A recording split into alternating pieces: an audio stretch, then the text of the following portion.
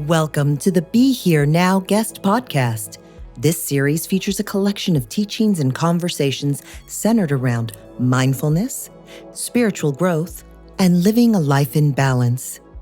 Each week, our diverse network of guest teachers and hosts offer up wisdom and practices from a different spiritual path and perspective.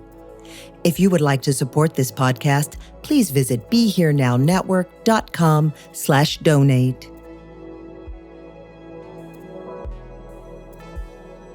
If I give a talk on where to start your life as a new creation, whether it's as a newly sober person, a person who's looking at his stuff around eating or starving or codependence, I can give the same talk. If I'm giving a talk about how to deepen and enrich and widen your faith walk, I can give the same talk because I know about three things and they kind of apply to everything I know.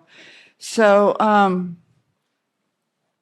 I believe really, and also I wanted to ask how many people think they might have questions later so I can tell how long I'm going to prattle on for. Okay, because I want to leave time for questions. And it's okay if you want to ask questions that you're vaguely embarrassed about, like how to get an agent or how to get onto Oprah. So let's see. I feel passionately that it's hard to get anywhere in your spiritual walk and the path of radical self-love, from which, in my experience, all love with a capital L begins, with the very disappointing myself and loving that self even at its most gravely confused and self-centered. It all is dependent, in my understanding, on becoming creators, on following your creative lives, on following the calling you had as a child when you could write. You wrote stories. Remember that paper that had a picture? The first half was to draw a picture, and then there were like 6 lines underneath, and you wrote the story of what you had just drawn. From then on, there's this thing inside of us, and it's part of all creation. And I feel like if you have a secret longing to write or sing or dance, it's just going to hurt you not to. It's going to hurt not to. And when you do it, it's going to go badly. Which is why I wanted to call the book on hope Doomed. But for something to go badly is par for the course with everything, right? With meditation, with walking, with Weight Watchers, with becoming a new parent, with becoming the son or daughter of a very aging parent. You start out doing it badly. That's where everybody starts. And the people that you love artistically started there. Every writer you love started there. No one sits down knowing what they're going to write. No one sits down knowing what the book is about. The book will reveal itself to you, but you have to meet it halfway.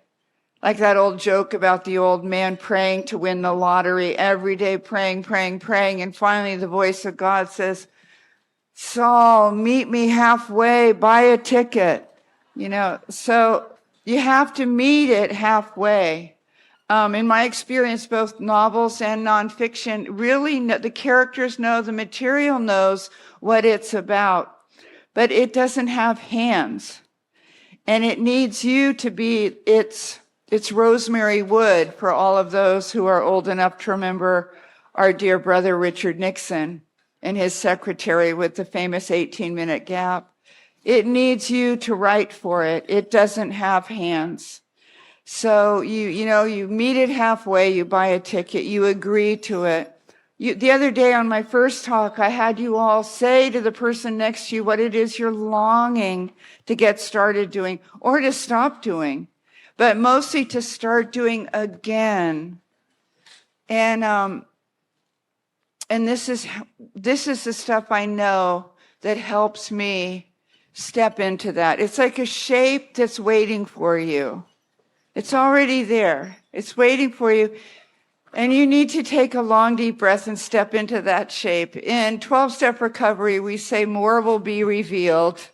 And those of us who are tired and busy say TBR, to be revealed. Where is this going? What's it about? Is anybody going to read another book of mine? I've written 18 books. Talk about beating a dead horse, right? And so this is some of the stuff I use to do the Holy Spirit nudge of beginning something that almost certainly won't go well. Writing is an act of faith. It's blank paper. It's like an unassaulted ice flow, and it's slippery. And we have a lot of confusion and overwhelm here, and our minds are racing. So it's all of a piece. You know that if you're settling the pond a little bit with your prayer and meditation practice, then you're going to be able to say the things, you're going to be able to hear what the inside singer wants you to get down for her. So all I can teach you to do today is to write one really bad page. But that is from whence all begins. I told you at my first talk that I teach my grandson's classes from kindergarten on how to write. And it's all the same thing that I'm going to teach you today. There's like 3 things. And when I was done, he was 5 years old, he came up to me and he said, "Nana, that was terrible." He kind of whispered it to me. He said, in the classroom, he said, "Nana, that was terrible." And I said, "What?" And he said, "You told us you could teach us to write a whole book, but you only taught us how to write 1 page." And I said, "That's all I got. That's all I got." So here is here's how to do that. You start where you are. Like with everything you know about spirituality, you start where your butt is. You don't start in some elevated place where you understand the nature of truth and all of Godness and the momentousness. You start somewhere. You start where you are. You start where your feet are. Your feet hurt. You start there. And you start your book. You start your new piece of music. You start your poem. You start the idea you have to choreograph a dance, which you used to do in college. And you loved it. You felt fully alive and awake. It's the same as what everybody here is talking about. The great Christian theologian Frederick Buechner said that our purpose is to find where our bliss meets the hunger of the world. So you write, you dance, you walk. And it's right there. And I used to teach writing to these groups of about 50 people plus riffraff, which were the freeloaders, which were usually my family and friends. And what they all spent most of their time on was explaining why they weren't getting writing done right now, which I so understand. And I love that in a person. And they were such good reasons. They were waiting until their last child left home and they could take over that room for an office. They were waiting until their wife retired and they were going to move up to the Russian River where it was quieter. They were going to, and as soon as. And boy, does that argue a wasted life. And I said, if you're not writing now, you're not going to be writing then. You may not be alive, you know? You don't know. Can you write tonight? Well, not really. And I would say, why? A lot of them needed to go to the gym in a way that I don't quite understand, because I forgot to go to the gym after the baby was born 30 years ago. And so I don't know. I don't understand giving up so much life to how your thighs look, you know, which,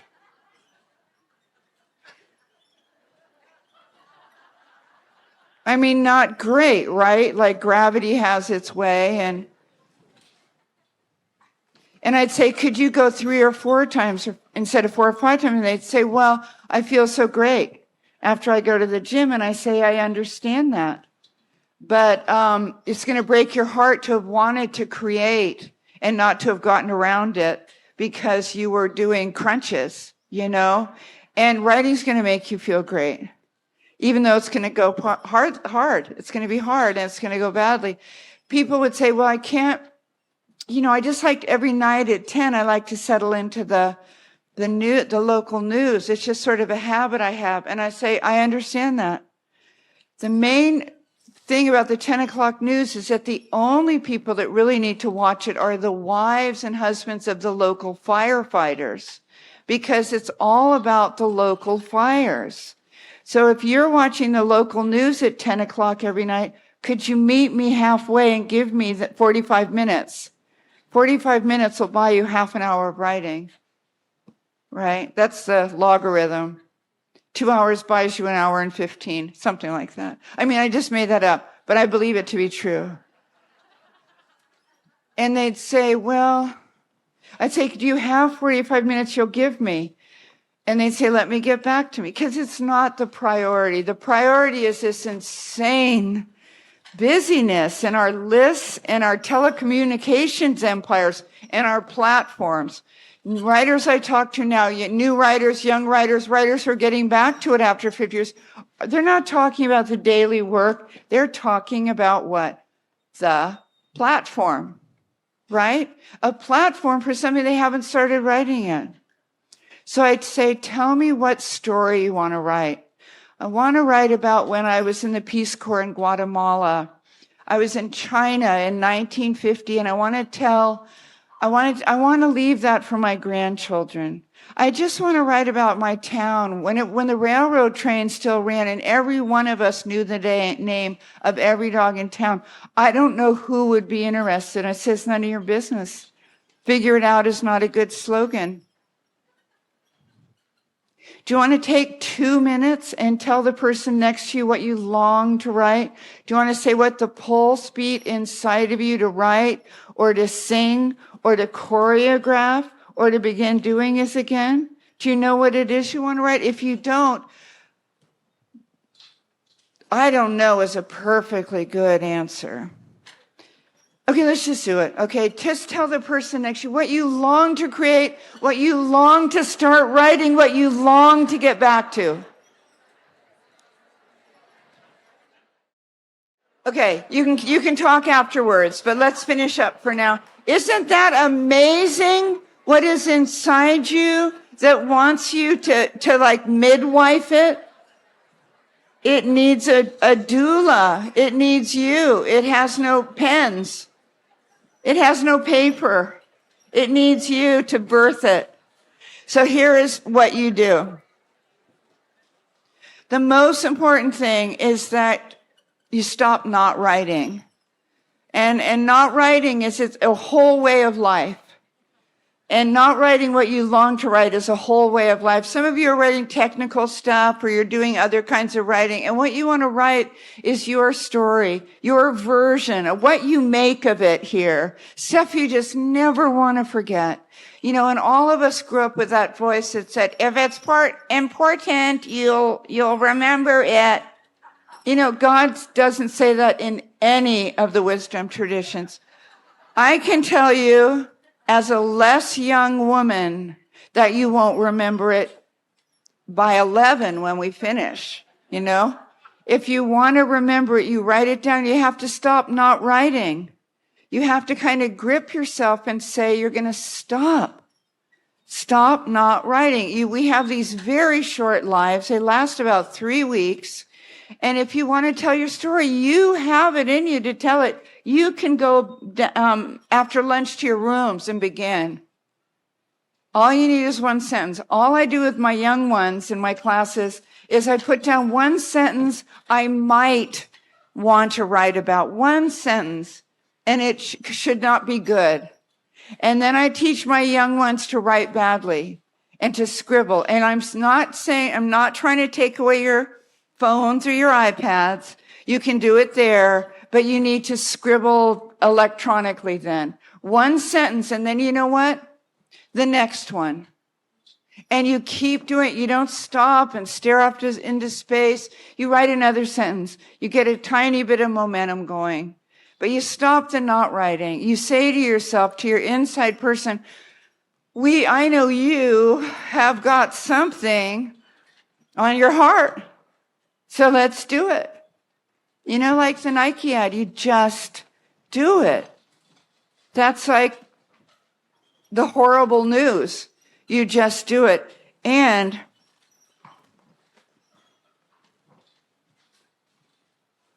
there are two main rules I teach the little ones, or actually the every ones. The one thing I don't teach them because I think it's a little overwhelming, but for any grown-ups, I would say you own every single thing that has happened to you, everything you have come through, everything that was done to you. Everything you've seen. I mean, those of us who grew up around alcoholic parents, I said this the other day, you agree not to see what's going on because it's just so miserable for them, for you to see it, for them in the paranoid sense of the word them and they. So you agree not to see it. And so part of the writing is to come back to believing that what you saw, what you heard, what they did really happened. And you know what? You own it. It's yours. If they wanted you to write more warmly about them, they should have behaved better. Okay?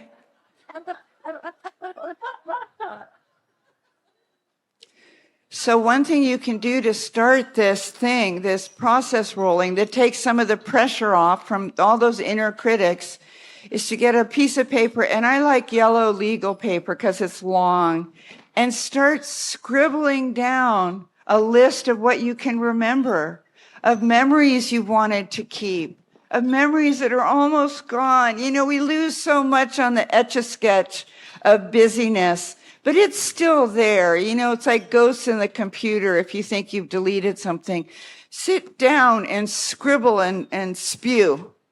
Scribble and spew. Now that's a good name for a writing book, right? So make a list. You want to write about the first time your Uncle Don went swimming with you at Inverness when you were 4 years old. You want to write about that moment in India where you decided it made sense to give money right then to a few beggars, and how the police needed to be called, and how in Italy, in the most amazing beauty, you got rolfed of something and began to weep. And it took a while of sitting with yourself as a hospice volunteer to trace that back in that exquisite beauty. Write down that memory. Write down the first Christmas you can remember.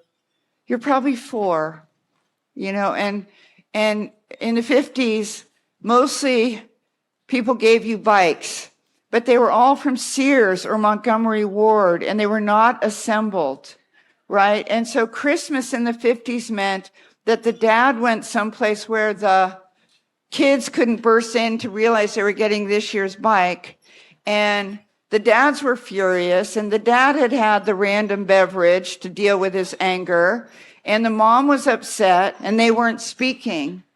So, welcome baby Jesus, you know, so write about the first Christmas. Holidays tend to help us remember things. Your birthdays. Do you remember someone's birthday you didn't get invited to? I have so many memories of all those migraines in kindergarten and scooching around on the tile floor of the bathroom to cool down the migraine. And you can ask Neil, I never once remember notes if I'm going to give a talk. I can give a talk to 1,500 people. I either forget the notes or I've lost them. It's true. And yet I can remember specific people that came into the bathroom when I was 5 years old and discovered me on the floor trying to cool down my migraine. I can, and so just scribble down, make a list. Because the reason I have notes, which I don't look at very often, is because if your mind goes blank, there's somewhere to return. You can come back here, you'll see something on your list, and you say, I want to write about those people I sang with in college. It was so funny. I want to write about the first dead body I ever saw. I just want to tell it. I don't want to lose it. I want to get it down. I don't know what it means. I don't know that it's important I do this, but it's like practicing anything, practicing meditation, practicing piano. You develop a new habit of doing your creation. And obviously you don't want to start writing or to get back to your writing or pick it up where you left off so that you can, like with a piano analogy, play the farmer in the dell. You want to play piano so you can play Keith Jarrett, but you're not going to, and I'm not going to. And when I start a new book, I promise you, before God, it will be terrible. Every draft I write of those Facebook pieces is terrible. And I write them again and I write them again, and I get over the clench and the anxiety about it and the fear that it won't be good or that the publisher won't like it or be interested. And, when we write, so that brings me really to the first thing I teach that I know, which is that we write incredibly shitty first drafts. With the kindergartners in the 4th grade, I say incredibly poopy first drafts. Every writer you love, Barbara Kingsolver and Graham Greene, wrote drafts that just were terrible. They were long-winded. They were overly written. It was purple prose. They didn't know what it was going to be. But you know what? It was the Nike ad. They just did it. And in my experience, the creation is over and over like a Polaroid. And you point at something. Maybe what you told the person sitting next to you that you long to write or create or choreograph or sing. Maybe you start there and it's like you point your Polaroid at it and you think you're taking a picture of one thing. You think you're taking a picture of the Hawaiian, those 2 singers that did the opening night ceremony ritual and left these fronds here bundled up to bless us all. You think you're taking a picture of that. So you do it. You start out, you write badly, you keep the pencil or the computer going, and then you realize that there was something going on with the sinners in the first row that you hadn't even known was interesting to take a picture of, but it's in the picture. And it starts to develop itself, right? I mean, with Polaroids, if you're a nervous case like I am, you take the picture and then you start going, right, to hurry it along, or you blow on it. But really you don't need to. And you take the picture and it reveals itself, right? TBR. It reveals the orchids. It reveals skin. It reveals beauty. It reveals age and youth and all of life. It's in the Polaroid. You didn't know that was there, but you take it, it's like I said the other day. I mean, I mostly only know a few things. You take the action and then the insight follows. Figure it out is not a good slogan. God nowhere says figure it out. But that's what the family said to me. They said figure it out. Because we worshiped, we had like the golden calf of the New York Times on our breakfast table, and we came in and we bowed down to it and stuff and gave it fruit. And but God never said figure it out or know what you're doing, right? If you can show me that he or she did, I will stand corrected. So a shitty first draft is so liberating. A shitty effort at whatever you're going to try is so liberating, because a lot of us were raised in intellectual or atheist families, and what was worshipped was the perfectionism. And a lot of people have come up to me who were the perfect girls. And because to be a perfect girl was life or death. I don't remember anyone saying, well, just make a decision, do this or that. And if it turns out not to have been a good decision, well, whatever, right? I mean, no one's ever said that to you till right this minute, probably. Because what you were supposed to do when you were young was to make a decision and stick to it. And then if it's a bad decision, just fake it and pretend that it was like cats when they run into sliding glass windows, they go, oh yeah, that was exactly what I meant to do. And then they bathe. So you don't need to know what you're doing. You don't need no one on earth except for maybe Jesus, brother Jesus, did it right. And perfectionism is the voice of the oppressor. It is the enemy of the people. It is the enemy of freedom. How do you let it go a little bit? You write badly. You do your sitting practice. That doesn't go perfectly right. You're going, I say the Eastern prayer, the prayer of the Eastern Church, Lord Jesus Christ, Son of God, have mercy on me, which also means you have mercy on me. Oh my God. God, you have mercy on me. So I just sit and I go, Lord Jesus Christ, Son of God, have mercy on me. Oh my God, I should have gotten my toenails done before I came because it was 3 weeks ago and they look like hell. And I bet all the people that come to my talks are talking about this. And then I go back, Lord Jesus Christ, Son of God, have mercy on me. And then I think, I wonder what's for lunch. I really thought that tempeh was awful, not supposed to be considered a food product. And then you know what? And I just sit there and I do it and I breathe and I say my thing. I do, and that's exactly what writing is like. And it's the perfectionism that is the disease, because the offshoot of the perfectionism, since you will fail, is that you'll think you're doing something wrong, which then the next thought is that you are something wrong. You're defective.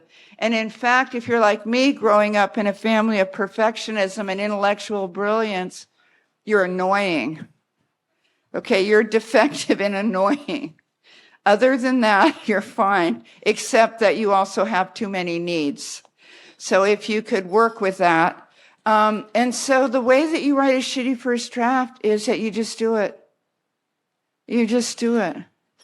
One thing I believe in that I've really stressed over the years is to find a partner in it all, like you have in life. You know, I said in my first talk, if you have 2 or 3 people, bosom buddies, like motley crew people, to whom you can tell anything, to someone who will hear anything, no matter how dark, no matter how much of your shadow that you need to share, who will entrust you with their stuff, you are home free. That and dogs are the closest we're going to come to knowing the divine love of God here. The 2 people and the dog. So you find a writing partner, and maybe that person is here, and you say, I know you're trying to write a memoir. I know you're trying to write a book on breath or death or new parent or whatever. And I am too. I mean, it's not the same topic, but I'm really out of practice. And I wonder if we could, it's like finding a walking buddy, you know, it keeps you honest. It means you have to show up. It's like taking a coffee commitment at, you know, Gamblers Anonymous, where you would rather go to Reno, but you have the coffee commitment. And so you show up and make coffee. So you find a partner. And that's very dicey, because somebody that you would love to work with already has a little writing group. A writing group is amazing, amazing, amazing. You can find one at the local JC. You can find one probably most easily through social media. Hi, I've started writing again. If you go home and write tonight after kirtan, then you can say that. I've started writing again. And I'm looking for someone to help edit and encourage and keep me honest. Anyone interested? Thursday night, 7:00 at an independent bookstore. It has to be an independent bookstore too, by the way. It cannot be Barnes and Noble. If you're going to have a writing group, you should meet at an independent bookstore. Otherwise, you are going to get such a bad seat in heaven. I am not kidding. I am not kidding. You will be nowhere near the dessert table. So support a local bookstore and meet the people in, the front row. Any people who live near each other, you say Thursday nights at 7, okay? You meet for a cup of tea or a sweet. It's the most radical thing you can do because it's so scary. And you ask, you go, excuse me, I've started writing again. And you need a person who will be honest with you, who's not there to, make you feel great about yourself. They're there, like Merton says, to love you, and you're there to love them, whether or not they're deserving of that. And they're there to help you get better at writing and to make a little bit of progress. Progress, not perfection. The hallmark of Alcoholics Anonymous, progress, not perfection. And so you find someone, say if you agree to work with me, I hand you this and you hand me your 3 pages. You only have to show up with 3 or 4 pages on Thursday. And I don't need you to say, oh my God, that's so perfect. You're blowing my mind. I need you to read it and to say, you know what? At the top of page 2, it started to click for me. I think the first page was kind of just clearing your throat. And by page 2, it starts to work. And I think a good beginning for the whole piece is actually in the middle of page 3. Let me show you. It's already there. This is where I would cut and paste, move it up there. And when you hand me your thing, I'm not going to say, oh, don't change a word, because that's not going to help you. I'm going to say, wow, I love your voice. I love the truth. I think you go on too long, and I think that you can go paragraph by paragraph and take out a third of it. Jessica Mitford, the great English writer, said, you must kill your little darlings. You have to just take out the stuff you love ever so much because it's so erudite and hilarious and spiritual that people are just going to think you're probably dating the Dalai Lama. And I put stuff in so that people think I'm smarter and more educated than I am. I put stuff in that's funny, that doesn't really go there because I don't want people to think I'm a depressive. I put stuff in that is incredibly wise so that I want people to sort of feel that they owe me, right? So I'll put in a line that's going to change their life. And you have to go through and say, you know what? It was really flowing. And then you kind of shoehorn this thing in someone else's voice. I always put PC for possible cut. And then that's not harshing you. If you handed me something, I'm not going to say, I don't know what you're up to here. Like, have you ever written before? I wouldn't say that. I would enter into the great what is. Here we are. And, but the funny thing is I hate being criticized. I'm in so the wrong profession. But, so I might hand something to Neil. I always hand everything to Neil because he's an editor and a writer. And I'll say, will you read this for me? He'll go off and read it. And he'll come back with these weird, illegible scrawls, like there may be hieroglyphics or something. And he never looks happy because he's been immersed. What he's trying to do is help me try to burnish the work to its highest possible glean. And he doesn't want me to sell myself short by trying to be cute or funny or whatever.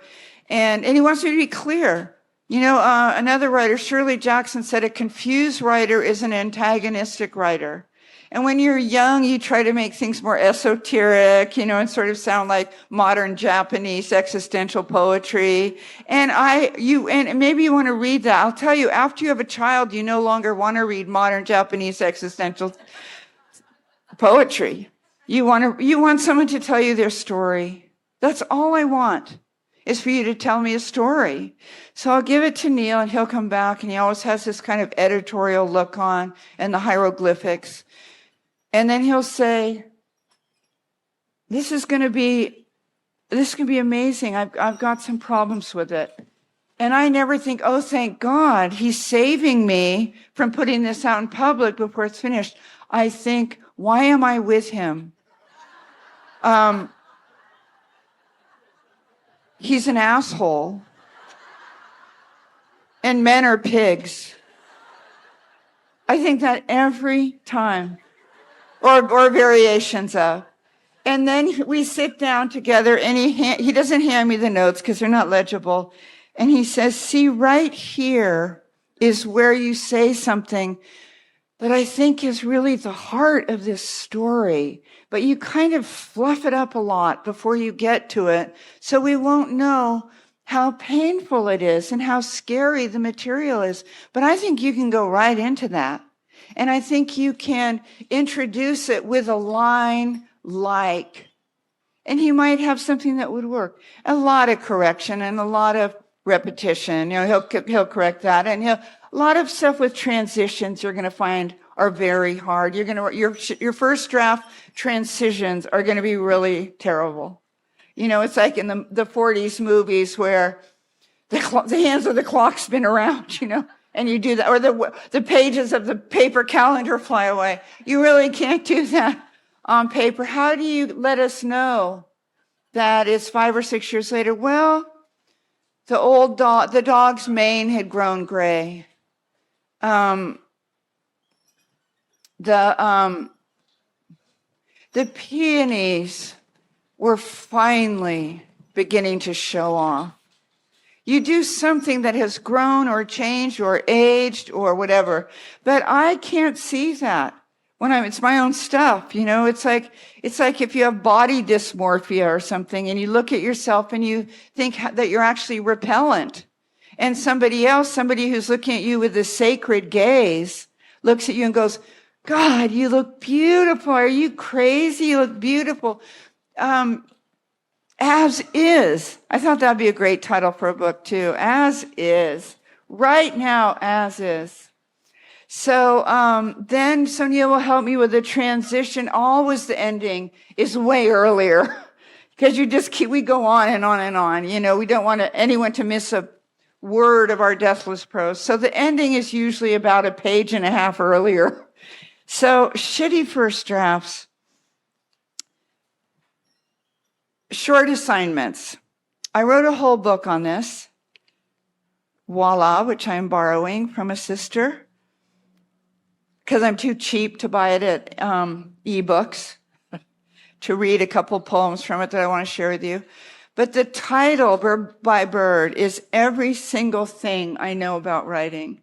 And it is from a story when we were out in Bolinas. My grandparents had a one-room cabin. I was 8, my brother was 10. He was in 4th grade, and he had the dreaded California bird paper due. In 4th grade, they start to teach you how to write a paper, which is, say, a little bit of research. Because in 3rd grade, you still have the paper where you make art, and then you describe the art. And my brother, you had one on Sacramento, which is our capital, of course, and one on birds. And you have the whole semester to write it. And my older brother hadn't started yet. And my older brother, John, is still a very cool guy. And he started to cry with the panic of having something due that was due that Monday that he had not started. And my dad was a writer who had the habit of writing, who was up at 5:30 every morning, rain, shine, flu or hungover. You just do it. We heard the tap, tap, tap of that old Royal or whatever it was from downstairs. And he sat down with my brother and he said, just take it bird by bird. We had Roger Tory Peterson or Audubon. He said, read a page about pelicans and then tell me in your own voice about pelicans. What is really most interesting and true about pelicans? Oh, I know, but this has to be 10 pages. I understand that. Just tell me about pelicans. So he'd do it, draw a picture or cut out a picture and write about pelicans, a paragraph in his own voice. No one here, I can tell you, and there's many, many published writers, think their own voice is all that impressive. And in a perfect world, you could just steal. I would love to write with, say, Barbara Kingsolver's voice or Isabel Allende or Neruda or a real writer, right? You write, you do what my dad said, then you read chickadees. You read about a chickadee for a page, and then you tell me about it in your own voice. Tell me about the dark-eyed juncos that have been around. Read about them. What can you find out? Well, they're sometimes called Oregon juncos. Okay. But well, obviously they're called dark-eyed because they have these beautiful Egyptian eye masks on. Tell me in your own words. So that was the genesis of Bird by Bird. And I never heard better writing advice until I saw something E.L. Doctorow, the great novelist and activist, said. He said, writing is like driving at night with the headlights on. You can only see a little ways in front of you, but you can make the whole journey that way. And that's so subversive and un-American, because the world tells you really should be able to see what you're doing, get started on it, and then bring it home, right? It's driving at night with the headlights on. And I'm just so not that type of person. I'm a very worried person. You know, people say, well, you can't have faith and fear at the same time. But I don't also remember God saying that. And I have a tremendous faith that I live from and by and for and to share as medicine. And I just came this way. I came the way that I am. And they forgot to mention to me that that was exquisite and worthy of delight, because they didn't see that. They had the bad pair of glasses on, which was how I compared to the world's values. So if you weren't here the first night, there was a priest who helped AA get started 80 years ago. He was not himself an alcoholic. He was a friend of Bill Wilson's. And he said, sometimes I think that heaven is just a new pair of glasses. So the parents didn't have that on. And believe me, when you sit down to write, you don't have those glasses on. You know, you've got the scary, bad glasses. What's the grade you're going to get? A B plus is a bit disappointing. I mean, how much more would it have taken for you to get an A minus? Ask yourself. So short assignment. So you put on the glasses of the kind of the special ed aides that are always in the classes where I teach, that are there for one or two kids who might be autistic or have something. And the eyes at which they look at their charges are the eyes of God. It's a sacred gaze. It's a sacred gaze. And nothing you can do or date or write or achieve or lease is going to give you parents, if you didn't have them, who looked at you with that good pair of glasses, with this sacred gaze that you broke. You were so lovely, you broke their heart. They could weep with amazement. You're not going to be looking at your work that way. I don't. So a short assignment means you talk to yourself like the aides talk to their kids. And they say, all we're going to do today is write, because my trick is you write one sentence, right? You write one sentence. So the aide will say, tell me what you want to write about today.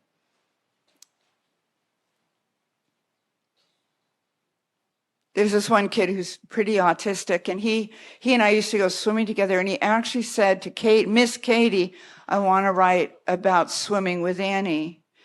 Okay, write that as a sentence. I want to write about swimming with Annie. Now you just have to do the next sentence. We're not going to bog down. Where did you swim? In a pool in Fairfax. Was it fun? No. I was afraid she was going to push my head under the water. She pushed one kid's head under the water, and I was afraid she was going to push mine. Good, what's the next sentence? I got to the step, and I wouldn't leave. Good. What's next? Did you ever get off the step? Yes, but I didn't want to. Did you get off because she asked you to? No. I got off because she wasn't looking. Right? And that's a story from a kid told to a special ed aide. So what's your sentence? If you write your sentence tonight, then when you go to find other seekers and pilgrims to get their creation going again, you can say, I've started writing again. I started a screenplay in Hawaii. Right? Do you have one scene, a cinematic scene? Can you see a movie in your head of one memory? Let's close our eyes for 1 minute. I always have my kids do this. You close your eyes, and what's behind your eyes? A movie screen, a black screen of flickering gold lights. And you can see every movie you've ever seen on it. And you can see your memories on it, right? You can see one memory, one anecdote about what happened while you were here. One moment in the water, at a talk, in meditation, at the buffet. And just tell that. You know, I have a brother, Steve-O, my younger brother, and he's my safest grown-up. He's my heart grown-up. I raised him because my parents were like not really well enough to have had a third child. I think they had a third child to help the marriage improve. And the funny thing is it didn't work. Who knew? So I raised him as best I could, and we've had that bond forever. And I can tell him anything because he's gone through it. He says, I know exactly that one. We used to say me too, but now it has a new meaning. But we'd say me too, exactly. And because all truth is a paradox, the details are different. It's exactly right, but my details are different. So tell me that story. So go home, and write one short assignment. The food, you can write about the food here. For those of us who are recovering from eating disorders or who are on day one of having a new way of living in their relationship to nourishment and radical self-love, the food is a lot more interesting than it is for the rest of you. It might be really scary. It might be, there might be a really deep secret. It might be that we want to take away our body weight in those chocolate macaroons and eat them alone. And we're going to make up a tiny lie about why we need to go to the hotel room by ourselves for half an hour. The food, so write about the food. Write about one day or one meal that was different than you expected. Right? I say write about the tempeh. I think if you start writing about the tempeh, you have enough to write for the rest of your lives. As with 85% chocolate, cacao chocolate. Flannery Connor said, if you survived your childhood, you have enough to write about for the rest of your life. So short assignments. Let's see, I want to do questions in a minute, but there are a few more things I wanted to ask, to share with you. Write badly and write today, right now. Now in the sense of the day. Just today, something terrible. Do you want to dance with someone? Someone here at a meal is going to slip out that they were a beautiful, committed ballet dancer until they were 12. And then you know what happened? Life got a little lifey, and they didn't grow long enough legs. And they were 5 feet tall, and you cannot be a ballet. You're doomed. Thank you for stopping by. I'm afraid not. Maybe curling would be a better. And this other person had to stop ballet because they started developing in a way that was too fast and too much. And then they became a too sturdy a person, and they're too sturdy a person now. And you know what? You both want to start taking ballet lessons. And you know what? You're going to be terrible. I was sharing at my first talk. I really took these dance classes with the man I was with, and we were hurting people. We were so incompetent. And that the dance teacher was this guy from Mexico who was as gay as a box of birds, who looked more like God than anyone I have ever seen in my life, had to protect the other dancers from us. He had to make like those rubber tires and stuff that protect ships from crashing into the dock. He had to be a living tire for the first 3 lessons, And then we learned to do the salsa badly and with enormous joy. And then we learned to do the swing, and we learned to do about 5 or 6 different dances. And when music came on, we could dance. And that is the reason why you are here, whether you can even walk anymore or not. The reason you are here is that when the music comes on, you can dance. We want to dance with you. I think I mentioned this in my first talk, that I do a thing with my Sunday school kids called Loved and Chosen. And because that's not the message they're getting, especially if they're brown, say, or if they're very poor. And so I'll say, I did this, I remember now, I'll say, does anybody here have a blue tie-dyed shirt and a brown wooden mala? They're right here. There might be 2 to 3 feet away. And they go, and I'll say, you. I'll say, you know what? You are loved and chosen and safe entirely, as is. And then, but they might have a Pokemon shoelace or something. And I'll say, does anyone here have a Pokemon shoelace? They go, right? And I'll say, you know what? You are loved, and you know what? You are loved and chosen, and you're safe. And that's the truth. So,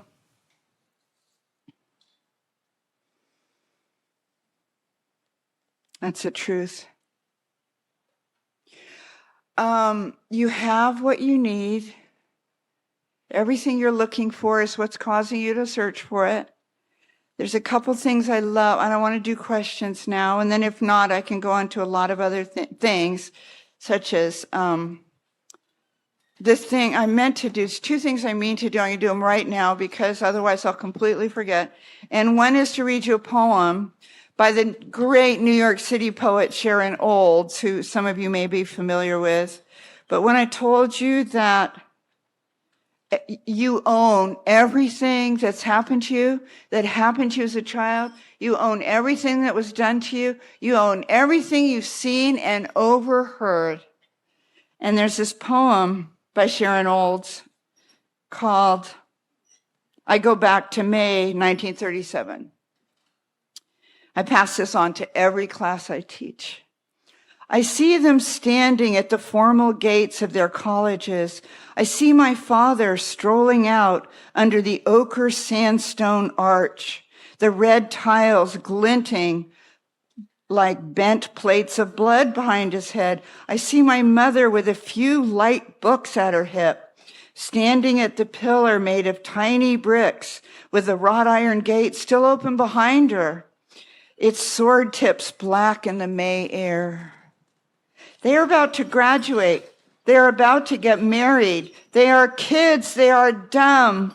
All they know is they are innocent. They would never hurt anyone. I want to go up to them and say, stop. Don't do it. She's the wrong woman. He's the wrong man. You are going to do things you cannot imagine you would ever do. You are going to do bad things to children. You are going to suffer in ways you never heard of. You are going to want to die. I want to go up to them there in the late May sunlight and say it.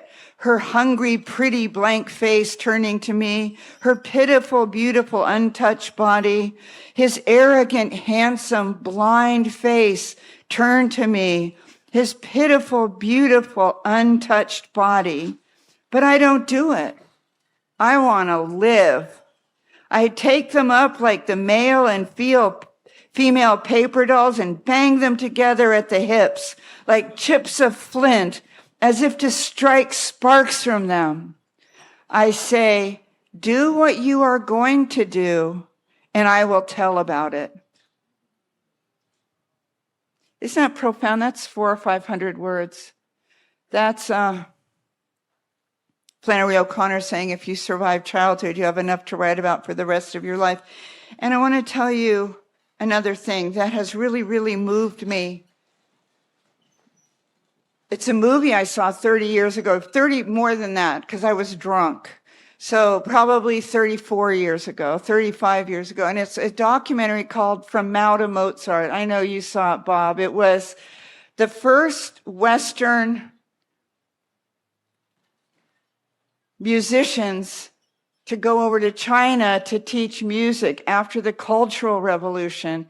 So besides this dance teacher I had, who looked so much like God, I would say Isaac Stern, right? Isaac Stern looks like the male face of God. I would say Bette Midler for the divine female. So Isaac Stern gets to go to China and do all these workshops in the cities and in the villages. And until then, I mean, all through the Cultural Revolution, you didn't hear a word of it, of Bach, of Mozart, of Tchaikovsky. It was the running dogs of imperialists. It was the music of Satan. So, but the thing is that the Chinese have been teaching their children in music academies literally from 6 months old, right? They're robotic and perfect by the time they start school. And before Isaac Stern gets there, they're handed the sheet music. He's going to teach them to play Mozart. And so he gets on stage, a lot of grown-ups and sometimes children, and they play perfectly. I mean, perfectly, like electronic music. Beautifully, beautiful. Mozart is beautiful. And there's this one little girl in my mind, she's about 12, and she just sort of looks like the archetypal, slightly chubby Chinese girl with pigtails and just this glorious shining face of God. And she has played a Mozart piece for him, and he's got a translator, and there's other musicians, and she finishes, she's very shy, and Isaac Stern says, beautiful, beautiful. And he says, now I want you to sing it to me. What? What? There's no words. I want you to sing it to me. The translator and her person get together and they figure it out. And they finally understand that they want her to try to play it from the heart, from the soul, from the essence, from the purity of the music itself. And you know what happens? She drops her shoulders. It all relaxes. She does what I call the sacrament of plop. And it all softens. And she takes her bow and she begins again with this completely different body language. And she sings him the same piece. And he weeps and I wept. And that's what somebody who's helping you with your art can help you to do. You try to do it perfectly. You try to do it the way you learned in your MFA or the way you learned at Harvard or Berkeley. You try to write really, really, really well. You want to get a good grade. And then Isaac Stern comes in. He's overweight and his hair is sort of like Einstein and he's all this who he is. And he says, sing it to me. What? So that would be my hope for you. That would be my joy and blessing for you, is to take what you are writing or have written or are about to write and sing it back to us. So I'm going to stop, although there's something I want to end it with, but I'm going to try to remember. And there were a few questions over here, and I'm sure our caseworker has a system of microphones and youth. Microphones in youth will get you the opportunity to ask your question, and it can really be about anything. Stand up. Oh. Hi. Hi. My ancestors came across in covered wagons, and I love reading what they wrote. Yes. And I want to write for my grandchildren. Uh-huh. And there were a lot of adventures, and if I'm truthful, I'm not sure I want them to read it. Uh-huh. How do I do that? Well, the thing is, I said in Bird by Bird, you're going to write 3 drafts, and then you're going to sing it back. But the first draft is the child's draft. Everything in you. It's like over and over again, we hear at this conference, the ego will do anything, tell you anything, shame or glorious praise to keep from being eradicated, right? And everything in you wants you to keep quiet. That's the nature. That's what no one in your family, this applies to all of you, is going to be happy to hear that you're writing a memoir, right? No one. But you know what? You do it anyway. And you write a child's draft. You get it all down on paper. You make that list I told you about on yellow legal paper. Everything you do remember that you just shared, every memory, every story. And the voice inside of you is going to say, you can't tell you that. Or no, that's not how, they're all going to say that's not how it happened. Because you agreed not to see what was going on. They're going to say, that's not how it happened. And this and that. And they're going to all say it. And you're going to say, thank you for sharing. I understand what you're saying. And you write it anyway. You write your bad page. You do it bird by bird. You do the equivalent of telling us about snowy owls, you know, but with your memories. That's all you do is you write 1 page about your memory equivalent of snowy owls. And then you write another and you write. The second draft is the adult draft. And you need to, it's going to be too long. I can promise you, because you're going to include everything. And there are going to be a lot of adjectives, maybe 80% too many adjectives. I'm just guessing. And the adult goes through, it's like the aide to the special ed kids that who are always in my classes. And you're going to say in the voice with which you would address me, if it were my work, you're going to go, you know what? It's too long by a third. And we're going to go through, we're going to take, and when I say, I have a kind of a trick I use. I say to myself, when I take out something I kind of love, I say, oh, maybe we can use it somewhere else. And then so the adult goes through it, and you got to, you know, it's classroom then. You got to get a little bit stricter. And the third draft is the dental draft. And the third draft is what you're in it for, where you go through and you kind of wiggle each paragraph, each dental paragraph, and you see which ones are loose. You see which ones are actually really strong. You see which ones where the gum is rejuvenating and the bone is coming back. You see stuff that needs attention. And you go tooth by tooth, which might mean chapter by chapter or year by year, whatever form you're writing. So the last thing you need to do is to figure out what you can keep if you haven't even begun writing it yet. Okay? Does that help? And then, and then I could wait until I die.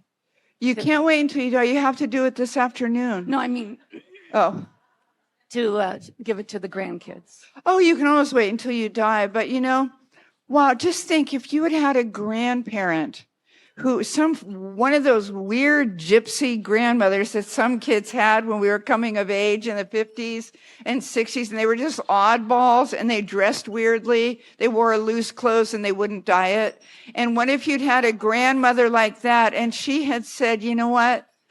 You're going to get a lot of misinformation about what it means to be a woman and a human and a success. But I want to tell you some stories of my bygone youth. I want to tell you the moments that when I am on my last few hours, my soul will be singing to have experience, and the healing and the expansiveness and the spaciousness of these moments where I literally didn't give a shit what anyone thought about me, when I was practicing radical silliness. And everybody was worried. You know, what if somebody had told you some truth What if someone had said, you can go to college, you can go to grad school or not?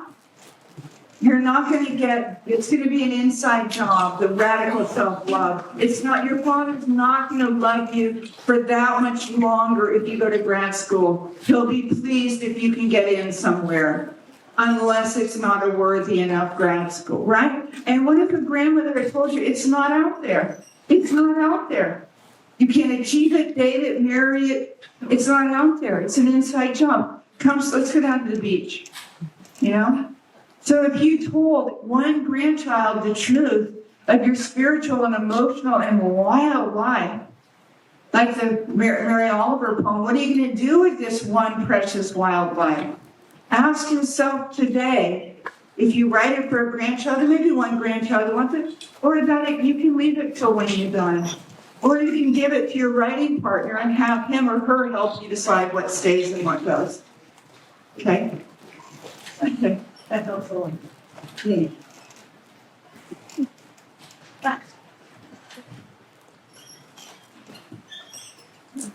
Thank you. You're welcome. You're a great patient answering my questions yesterday. So I had told Andy that I got a 2-book deal with Random House, and the first book was published, and it wasn't a bestseller, so I decided it was a colossal failure and never finished the second book. But what I didn't tell you yesterday, that it's 90% done. Oh. And so I think I have a pattern of starting things and not finishing them. And so that's also one of the reasons I haven't written in several years, because it's like, well, is this going to be another thing that I don't finish? Right. That then my mind decides is like another failure that I'm carrying around on a sack. Yeah. So thank you. See, about 50, 60, 70% of writing is psychiatric issues. You know, it's K-fucked radio. It's K-fucked radio playing all the time, that out of your right speaker, this is a story unlike any other, that this is great. Someone gave you an advance for it and then you forgot to finish it. That you have obviously a lot of gift as a writer, and then out of the left-hand speaker that the first one failed in your terms, which Neil and I were laughing about. I mean, to get a book published by Random House is unbelievable triumph against all odds. And out of the left-hand speaker that it won't be as good as the first one, but the first one didn't sell, so it's all hopeless, and your parents were right, and your Uncle Ed had you nailed. And that you're a shirker, and that you're this. It's all that radio and that bad juju inside of us. And the only way through it is to do the work and to do the bad writing and to find a partner to meet with Thursday afternoon, so you can't keep blowing it off. You got to bust yourself. You know, you just got to bust yourself and say, I don't do it because it was so scary once before, so I'll never do it again. It's like falling in love. I got Medicare 3 weeks before I married Neil. You know, I'm old. I have Kaiser Senior Advantage. Okay. And I got married, you know, and so if I keep telling myself old stories about that I'm not capable of love or surrender, if you got to know me too well, you'll run screaming for your cute little life. All those stories I had to stop telling myself, or at least I had to very gently bust myself and say, okay, honey, that's all right. Let's go get some biscuits, you know, let's go for a walk. Let's go lie down with the kitty, you know. And so you got to bust yourself on this, because it's not truth. It's K-fucked radio, and it's it's an old story that didn't heal perfect. It's an old injury, and it got sealed over with scar tissue, and it's infected. And you got to do, like in that great book, World of Wonders. Remember that by Robertson Davies, the Canadian writer? He wrote a trilogy, and one of the books is World of Wonders, and he talks about, I don't think this is good Buddhist or Hindu philosophy, but he talked about how in the old days, there were no antibiotics, really no nothing. And if there was an old wound that hadn't healed properly, you really had to let the doctor go in deeply and lance it. And it was just excruciating and plus disgusting. because all the googe had to come up, and the doctor had to put compresses and poultices on it to encourage the most disgusting matter, yellow matter custard, as St. John said, St. John Lennon. And then the wound could heal from the very base of itself. And I think that writing can help you do that. And I think that having a writing partner can give you the faith in your own beauty and imagination, the new creation of you who believed that until 1048 on May, whatever it is, and doesn't have to now. You need a writing partner. You have got to show up with 3 to 4 new pages Thursdays. You got to find someone to work with, and you got to, you get to start your new 24 hours over, your new 24 hours. Yeah. When I finished the 90%, I think the book knows what it is. I think there's a whole lot of stuff that's happened since you stopped writing it.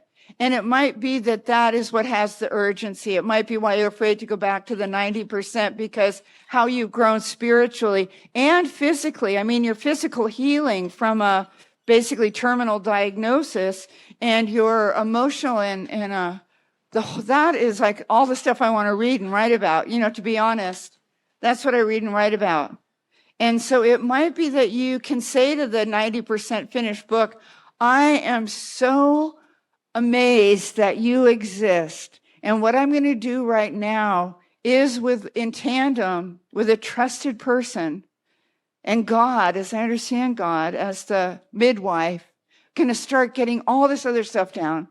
And once I have, probably come back to the Ram Dass retreat in the fall or next spring, and then I'll figure out my next step. But I think, just from talking to you, that there's an urgency around the various kinds of healing and spaciousness you've experienced since you became sick, and that is really amazing material. Yeah. A couple more, and then I think we have the Doss brothers again. Hi. So I was like a colossal failure in corporate America. Me too. I'm so sorry. Yeah. And, but I want to write about it, but I'm just sort of like terrified about speaking the truth, because it wasn't really a pretty experience. Like what everyone thinks, and I talked to different people, and they said, oh, like, it's just going to be another women's story where you're just complaining and like, da, da, da. Right. So how do you have the courage to just like do it anyway? You got to change channels. That is the culture's K-fucked radio, that the stories of women are not nearly as interesting, as the stories of men, and that what we really felt is like the least interesting story of all, and that we were paying attention. I mean, we were paying attention, and sometimes we took notes, and when we tell people these stories, they think they're amazing. And they say, me too, I know exactly what you're talking about. I have never been in corporate America. I've hardly ever had a job, I'm basically unemployable. And then I could still say, I know exactly what you're talking about, because it's the voice of the culture, and that you can't be a real woman emotionally. You can't be a whiny woman, can't be an angry woman. In the 50s, they exiled you. They really did. I had a great friend who's not with us anymore, Pat Fitzpatrick, and she said, if you're a woman an American woman over 12, and you're not really angry, you've completely missed the boat, right? And it's appropriate to be angry. And salvation is to go right into it, claim it, write it, tell it. And you can figure out if you need to take some stuff out, if you need to enlarge, if you need to be more specific about some stuff. But it's that same thing. You do the child's draft, everything. You just get it down on paper, just like my fourth graders, bad writing. My dream, my purpose, you begin writing really badly this afternoon or tonight. I have to go in 1 second. Did somebody have a burning desire? Okay. Hi. Hi. Mine's kind of from I'm great at doing stream of consciousness and child and but then I never go anywhere from there. And I have, notebooks and notebooks and notebooks and notebooks full. And I feel like I don't know what to do after that. And I've had I've given it to people, and a lot of it is so raw and scary that I think they're afraid to say anything. They're just like, oh, they look at me with this face of like, yeah, it's great. Yeah. That's a great question. One thing that helps me a lot is as with everything, spiritual and psychological and maternal and daughterly and activistly, is to see what other people have done with this same material. And I always tell my writing students, write what you long to come upon, because that is information from your deepest soul. That what Ram Dass called the heart cave. If you are reading something and that little being inside of you, that little Dr. Seuss person in your soul goes, ooh, I'm so in. A lot of spiritual books. You read 2 sentences and you go, ooh, and you just want another book that's going to bring you into this sense of attention and relief that someone's telling you the same kind of truth that was your experience. You're not alone. You're not a freak. There's a lot of writers. There's more, a lot of writers in the 50s and 60s. I found salvation in the women's movement. I love my brother Jesus literally more than I love my own life, but the women's movement is where I was found salvation. When they said, however you are is exactly perfect. And we're going to all be telling each other our stories from now on. And we're a little angry, and then you make a little circle and somebody cooks some lentils and you're home free, right? So there were all those writers from the women's movement that were furious and had been abused. And Miss Marge Piercy and, oh my God, Doris Lessing, The Golden Notebook, was that book for our moms, before the women's movement.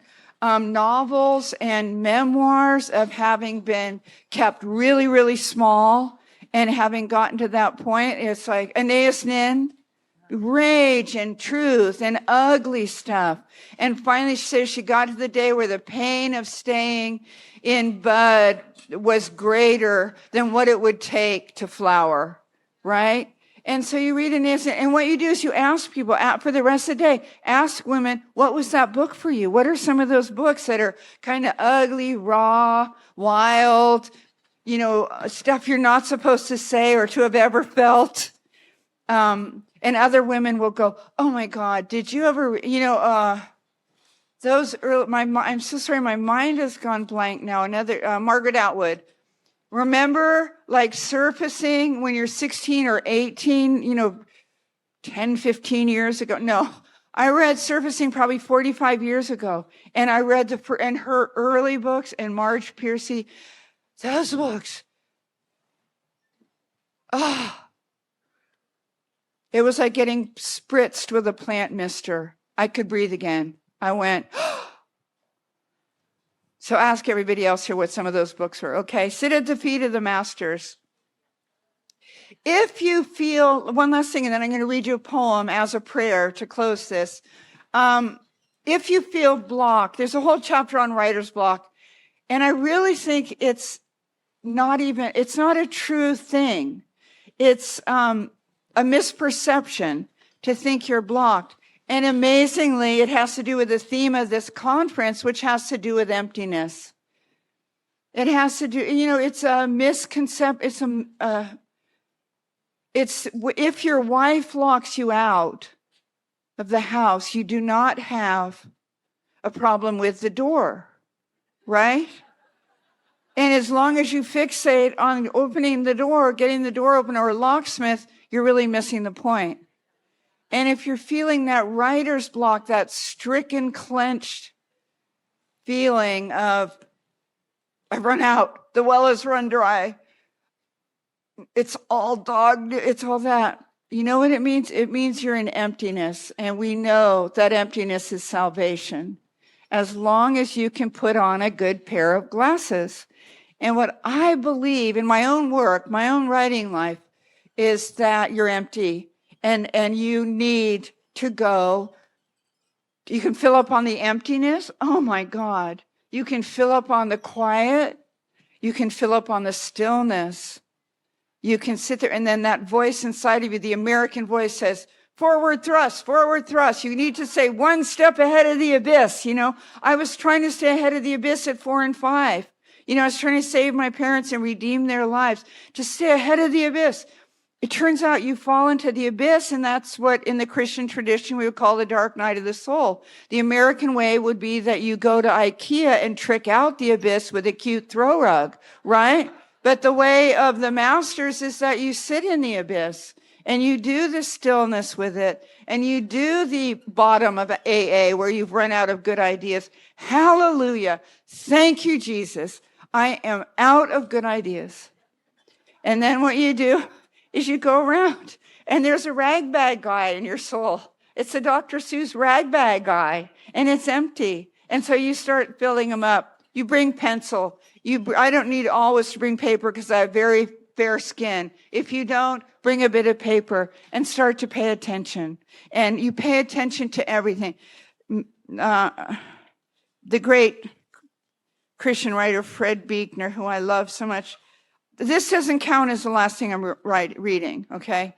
It just counts as finishing up, filling up the ragbag guy. You find a bit of burlap in the sea turtles, and you scribble down, being with the sea turtles, and you find a bit of ribbon, you know, or you find a bit of dental floss, you find a bit of silver tinsel, you find a piece of satin, you find something, and you put it you say to the ragbag person, here, and you start to fill up again.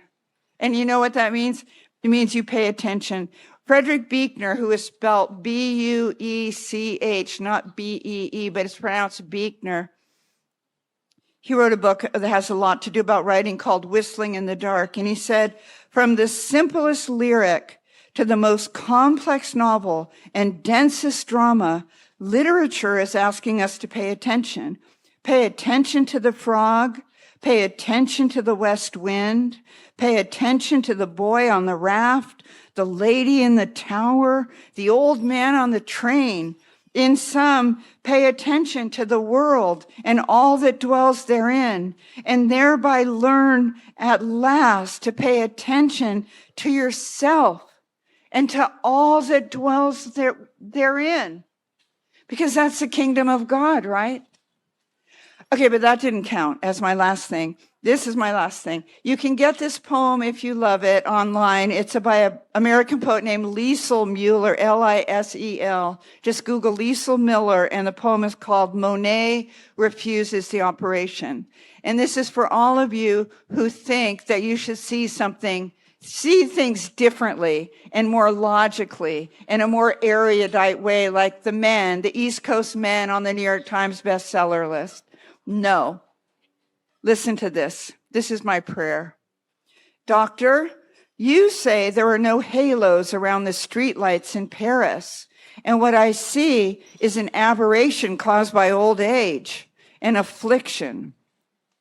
I tell you, it has taken me all my life to arrive at the vision of gas lamps as angels, to soften and blur and finally banish the edges that you regret I don't see, to learn that the line I called the horizon does not exist, and sky and water so long apart are the same state of being. 54 years before I could see Rouen Cathedral is built of parallel shafts of sun. And now you want to restore my youthful errors, fixed notions of top and bottom, the illusion of three-dimensional space, wisteria separate from the bridge it covers. What can I say to convince you that the Houses of Parliament dissolve night after night to become the fluid dream of the Thames? I will not return to the universe of objects that don't know each other, as if islands were not the lost children of one great continent.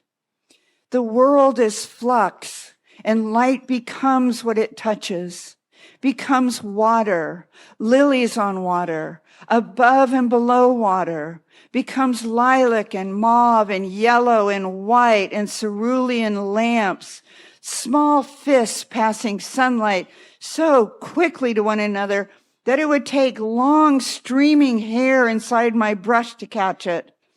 To paint the speed of light are weighted shapes.